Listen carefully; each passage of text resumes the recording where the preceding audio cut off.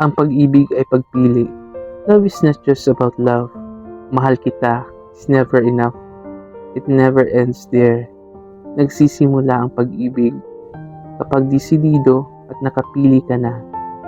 Masasabi mong mahal mo talaga pag pinili mo. Piniling bigyan ng oras, panahon at atensyon. Hindi lahat ng pag-ibig kailangang suklian. Minsan, sapat na makita mo na lang siyang masaya on his or her own. Sapat na makita mo na siyang masaya sa piling ng iba. Tanggap mo na, makita mo na siyang aalis na sa'yo. Ang pag-ibig, kapag naibigay mo na, huwag ka nang maghintay ng kapalit. Naniniwala akong mahalaga pa rin ang pagmamahal sa sarili. Ang pagkilala at pag-unawa sa sarili ang siyang simula ng pagmamahal sa iba. Kung tunay mo nang kilala ang sarili mo, ang pakikitungo mo sa iba, yun yung oras na maaari mo maibahagi ang love. Magmahal ka lang kung nag-uumapaw ka na sa pag-ibig at wala ka ng ibang maibigay kundi ito. Huwag kang magmahal kapag nasaktan.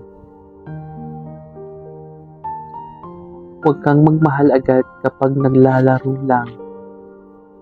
Huwag mong abusuhin ang iba. Magmahal, ika nga, kapag handa na. Huwag abusuhin ang kilig. Oo, hindi masamang kiligin, pero ang kiligin sa mali at hindi tama.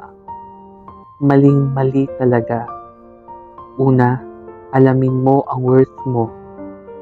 Mahalaga ka, tandaan mo yan. Hindi mo deserve ang panandalian lamang. Ang tunay na pag-ibig ay consistent. Kung hindi ka nireplyan, hayaan mo na lang. Kung hindi ka kinakausap, bitawan mo na. Kung hindi na nagpaparamdam, palayain mo na. Ang pagpili ay pagpapalaya.